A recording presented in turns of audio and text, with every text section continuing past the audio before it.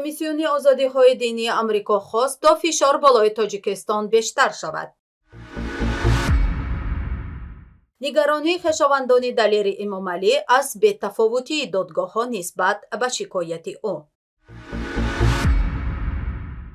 имзои ҳудуди 40 қарордод миёни тоҷирони тоҷику қазоқ.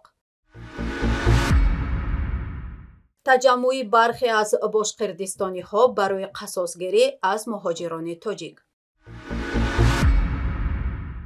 комиссиони байналмилалии озодиҳои динии Иёлоти Муттаҳида хостааст то Амрико фишор болои Тоҷикистонро то ҳадди таҳрим бештар кунад. далели ин ҳам вуҷуди камбуди марбут ба озодиҳои динӣ дар Тоҷикистон гуфта мешавад.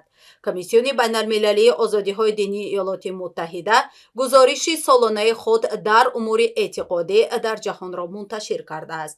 дар ин гузориш гуфта мешавад, соли гузашта вазъи озодиҳои динӣ ва дигар масоили эътиқодӣ дар ҷаҳон бадтар шудааст.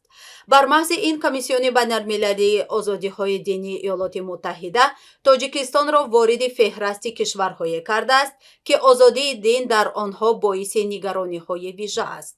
ин бахши феҳраст дар баробари Тоҷикистон 16 кишвари дигарро низ шомил мешавад. аз кишварҳои Осиёи Марказӣ танҳо Тоҷикистону Туркманистон дар ин қисмати феҳраст қарор доранд, ки онҳо бо Кореяи Шимолӣ ва Миёнмор дар як бахш ҷо гирифтаанд.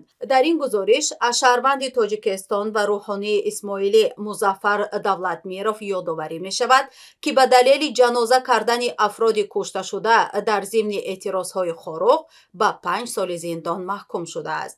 ин гузориш бо ёдоварӣ аз муҷозоти Зубайдуллоҳи Розиқ, узви зиндонии раёсати олии ҳизби Наҳсати Исломии Тоҷикистон мегӯяд, ҳукумат ҳар нафареро, ки бо ин ҳизб пайванде дорад, ҳадаф қарор мегирад.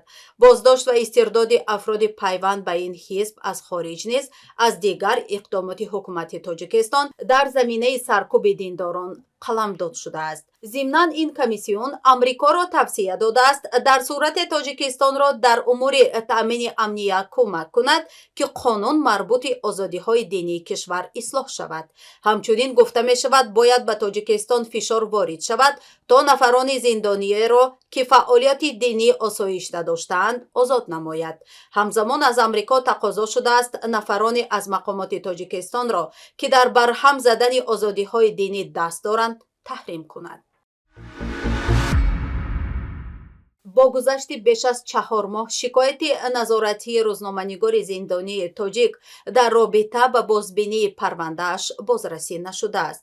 ба иттилои Азия Плюс то ҳол додгоҳи шаҳри Душанбе шикояти Далери Эмомалиро баррасӣ накардааст. хешовандони ин рӯзноманигори тоҷик гуфтаанд, 10 рӯз пас аз бетағйир гузоштани ҳукми додгоҳи ноҳияи Шоҳмансур аз ҷониби додгоҳи шаҳри Душанбе барои бозбинии ин ҳукм ба зинаи назоратии додгоҳи шаҳри Душанбе шикоят бурдаанд, аммо бо гузашти беш аз 4 моҳ аз он ҳеҷ посухе дарёфт накарданд.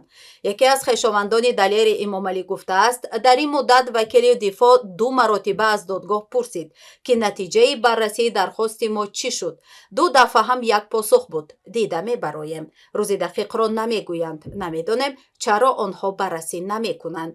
ин нафари наздик ба Далери Эмомалӣ, ки дар маҳбас бо ӯ вохӯрдааст, гуфт, рӯзноманигори зиндонӣ аз тарзи нигаҳдорӣ ва шарту шароит дар зиндон шикоят надорад. ӯ афзуд, Далери Эмомалӣ ба адолати додгоҳӣ дар зинаҳои болоии додгоҳ бовар дорад ва умедвор аст, ки зинаҳои болоӣ бегуноҳии ӯро эътироф мекунанд. Далери Эмомалӣ яке аз рӯзноманигорони зиндонии тоҷик аст, ки бо ҳукми додгоҳи ноҳияи Шоҳмансур рӯзи 17 октябри соли гузашта ба 10 соли зиндон ва пардохти 12 000 сомонӣ ҷарима маҳкум шуд. додгоҳ ин рӯзноманигорро ба соҳибкории ғайриқонунӣ, расонидани хабари бардурох ва узвият дар созмони дар Тоҷикистон мамнӯи гурӯҳи 24 гунаҳкор кард. худи Далери Эмомалӣ гуфтааст, тафтишу мурофиаи додгоҳиаш пур аз дуруғу туҳмат ва духурагиҳои зиёд буд. бинобар ин ӯ ҳукми додгоҳи ноҳияи Шоҳмансурро эътироф намекунад.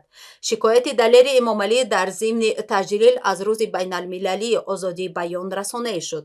ҳолон ки мақомоти Тоҷикистон мегӯянд, шароити фаъолияти рӯзноманигорӣ дар кишвар фароҳам аст, аммо созмони хабарнигорони бидуни марз вазъи озодии баён дар Тоҷикистонро бисёр бад унвон кард.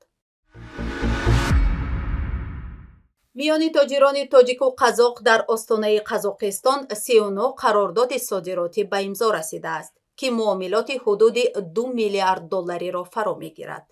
اما خبرگزاری خاور تاجیکستان ارزش قراردادهای امضا شده میان مقامات و تاجران تاجیک با جانب قزاقستان را بیش از 2 میلیارد و 600 میلیون دلار میگویند.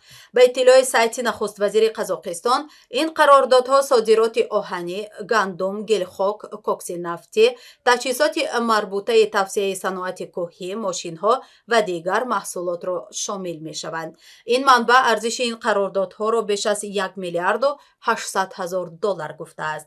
گفته می شود در همایش تجارتی تاجیکستان و قزاقستان نمایندگان بیش از 200 شرکت تجارتی این دو کشور شرکت کردند. سرگئی ژومانگارین، معاون نخست وزیر قزاقستان، گفته است که امروز استانه و دوشنبه 418 شرکت مشترک دارند. باید گفت این همایش تجارتی میان قزاقستان و تاجیکستان در پی سفر امامعلی رحمان همراه با مقامات و تاجران و صاحبکاران تاجیک به شهر استانه صورت گرفت.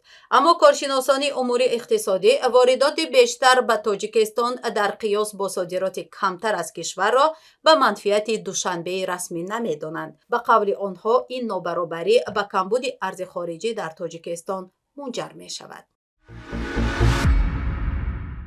برخی از ساکنان یک ناحیه باشقردستان روسیه خواستار مجازات چند نفر از مهاجران تاجیک در این ناحیه شدند. به اطلاع سایت رونیوز 24، عده‌ای از ساکنان بلاریسکی باشقردستان خواستند چند نفر از مهاجران تاجیک در این ناحیه به جوابگری کشیده شوند. پلیس این ناحیه به تحقیق نزاع میان مهاجران و ساکنان پرداخته است که گفته می شود آن زمینه معیشی دارد. به اطلاع منبع، این نزاع میان مهاجران و ساکنان در پی آزار یک دختر نابالغ محلی از سوی کارگران مهاجر صورت گرفته است. این دختر که از آن نام برده نمی شود از رفتار مهاجران کاری نزد پدرش شکایت کرده است. در چنین حال پدر دختر نزد مهاجران رفته است تا اصل قضیه را فهمد، اما مورد لطوکوب قرار گرفته است. منبع میگوید بنابراین اساس مردم به منظور گرفتن قصاص از مهاجران تجمع کردند که نیروهای پلیس به صورت تصادفی شاهد این منظره شدند. مقامات پلیس با اعلان آنکه قضیه را تحقیق خواهند کرد گفتند هیچ نفری به آنها در این زمینه شکایت نکرده است. همچنین پلیس نام و نسب مهاجران و سن و سال آنها را نیز آشکار نکرده است.